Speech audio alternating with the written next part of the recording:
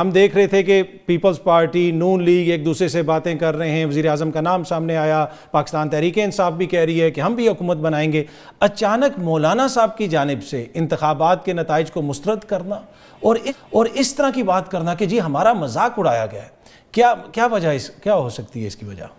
سر وہ کہتے ہیں نا ہم بھی کھڑے ہیں راہوں میں، مطلب کہ ان کا میں پیچھے رہ گیا. کیونکہ اب دیکھیں دو چیزیں ہیں، ایک تو یہ ہے کہ آبویسلی اس وقت تک جتنی بھی جوڑ توڑ ہو رہی تھی یا گفتگو ہو رہی تھی، وہ جو جماعتیں ہیں جن کی ایک ہمیں نظر آ رہا ہے کہ بہت لیڈنگ پوزیشن ہے پارلیمنٹ میں، وہ سب گفتگو کر رہے تھے اور ہم سب کی بھی توجہ اسی طرف تھی.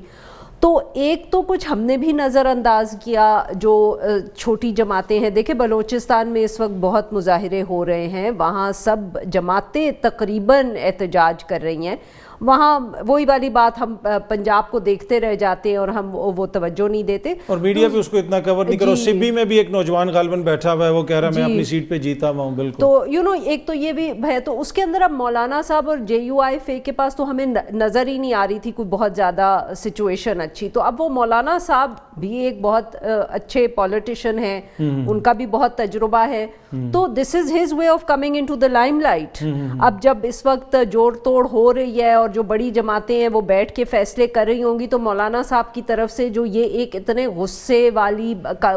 والا بیان سامنے آیا ہے، تو اب پاکستان پیپلز پارٹی، پاکستان مسلم لیگ نواز، ان کو بھی ایک دم احساس ہوگا کہ مولانا صاحب کے پاس سیٹس نہیں بھی ہیں تو ہم نے بات کرنی ہے، کیونکہ وہ ایک بہت اہم کردار ہے. جس طرح کہ انہوں نے پاکستان تحریک انصاف کی حکومت کے دوران، آپ کو پتہ ہے اگر وہ لوگ نہ لاتے، وہ جلسے نہ کرتے، بہت سارے واقعات جو ہوئے ہیں وہ نہ ہوتے. تو ایک یہ ہے. دوسرا اگر میں یہاں یہ بھی کہہ سکوں کہ دیکھیں ایک طرف ہم بات کرتے ہیں ہم اپنی سیاست کی، جب ہم کہتے ہیں کہ پیٹرنیج سسٹم جو ہے نا وہ اب اکانومی اس کو سنبھال نہیں پا رہی، بہت زیادہ پاپولیشن ہو گئی ہے، تو اسی طرح ہمارا جو ایک جو بڑا پیٹرنیج سسٹم ہے نا اس میں جماعتیں بہت زیادہ ہو گئی ہیں. تو جو the powers that be، اب ان کے پاس اتنی گنجائش، اتنی سیٹس نہیں بچی ہیں کہ وہ سب جماعتوں کو دے سکے. پیر پگاڑا صاحب بھی ناراض ہو گئے اگلے دن، انہوں نے بھی آپ کو پتہ ہے گفتگو کی. ANP کی طرف سے بھی ایک بہت سخت بیان آیا ہے. چودھری شجاع صاحب کو ہم نے دیکھا، دیگر جگہوں پہ بھی وہ ہمیں متحرک نظر آ رہے ہیں. یہ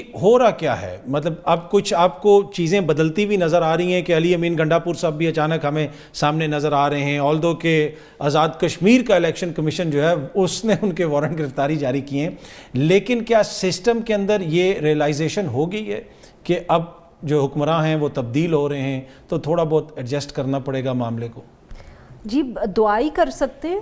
پتہ نہیں آپ کو نظر آ رہا ہے، میری نظر بہت کمزور ہے، مجھے اس طرح کی کوئی انڈیکیشن نہیں مل رہی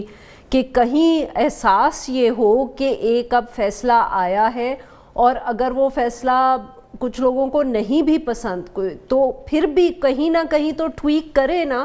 کیونکہ اگر ملک نے آگے چلنا ہے، ملک نے آگے بڑھنا ہے، تو لوگوں کی جو خواہشات ہیں کہیں نہ کہیں تو ان کو آپ کو اکوموڈیٹ کرنا پڑے گا سسٹم میں، اور نہیں کریں گے تو مزید تباہی ہوگی ملک میں.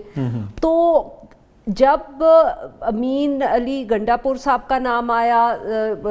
پاکستان تحریک انصاف کی طرف سے، انہوں نے بھی مطلب کہ صاف ظاہر کر دیا ہے کہ وہ بھی نئی جنگ کے ایک فیز میں جا رہے ہیں نا، کہ مفاہمت نہیں ہوگی اس نامینیشن کے ساتھ، کہ دیر آلسو کہ جیسے KP جو ہے وہ ہمارا قلعہ ہے تو ہم نے اب قلعے کی جو حفاظت ہے اس کے لیے ایک جنرلی اپوائنٹ کرنا ہے. یہی سمجھ آ رہی ہے لاجک. اور دوسری طرف سے اگر اریسٹ وارنٹ سامنے آ جائیں گے تو وہ لگ رہا ہے کہ ٹھیک ہے، وی آر آلسو، جس کو انگریزی میں کہتے ہیں نا، we are also doubling down. تو چودھری شجاع صاحب آج ملنے جو چلے گئے بہت اچھی بات ہے، بٹ مجھے بتائیں کہ جو نتائج آئے ہیں جس وجہ سے پرویز الہی صاحب یا مونس الہی صاحب نے ایک پوزیشن لی تھی، اور وہ پوزیشن اسی لیے لی تھی نا کیونکہ ان کو نظر آ رہا تھا غالباً کہ پنجاب میں موڈ کیا ہے، تو وہ موڈ تو آج ڈیمونسٹریٹ ہو گیا ہے اس الیکشن کے رزلٹ سے. تو اب جب اتنے مہینے برداشت کر لیا تو اب کیوں پرویز الہی صاحب، وہ پرویز الہی صاحب کہہ رہے ہیں نا کہ سیٹیں ہماری دے دیں ہم واپس، تو پھر ہم آپ سے کر لیں گے. تو یہی میں کہہ رہی ہوں نا کہ مجھے تو دونوں طرف سے ڈبلنگ ڈاؤن نظر آ رہی ہے نا.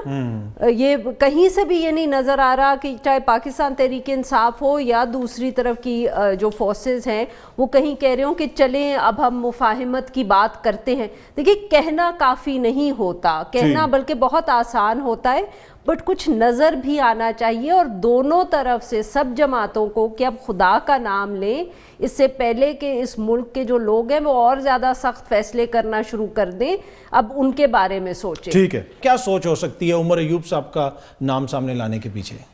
دیکھیں آئی تھنک عمر صاحب کا نام تو غالباً شاید اس لیے کیونکہ پاکستان تحریک انصاف نے بہت ایک زبردست مینڈیٹ لیا ہے خیبر پختونخوا سے, تو اب آبویسلی اس وقت جب عمران خان صاحب خود جیل میں ہیں اور انہوں نے کسی کو نامنیٹ کرنا ہے اور وہ ایک سمبولک الیکشن ہوگا نا, کیونکہ ہمیں اس وقت تو معلوم ہے کہ نمبرز کہاں ہیں,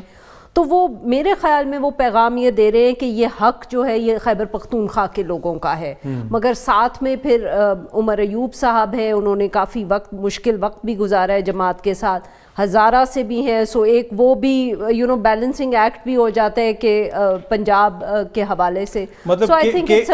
کے پی کے بھی تمام حصوں کو انہوں نے انٹرٹین کر دیا نا, ڈی آئی خان سے بھی بندہ آ گیا, ایک اسد کیسر صاحب کے علاقے سے بھی اسپیکر آ گیا, پھر آپ نے جو ہے ہزارہ سے بھی جی, اور اینڈ آئی تھنک یہ بھی ہے کہ دیکھیں انہوں نے جتنے بھی لوگ نامنیٹ کیے ہیں یہ وہ سب لوگ ہیں جو جماعت کے ساتھ مشکل وقت میں رہے, جنہوں جیسے میاں اسلم صاحب کا جو نام آیا ہے, علی امین گنڈا پور صاحب کا نام آیا ہے, تو وہ جو ایک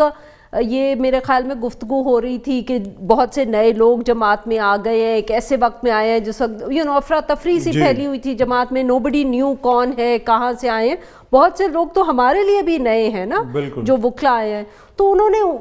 ان کو نہیں نامنیٹ کیا کی پوزیشنز کے لیے, انہوں نے صرف مجھے یہ لگتا ہے ان لوگوں کو نامنیٹ کیا جنہوں نے بہت مشکل وقت جماعت کے ساتھ گزارا ہے. سو میرے خیال میں وہ شاید یہ بھی پیغام دے رہے ہیں کہ loyalty at a difficult time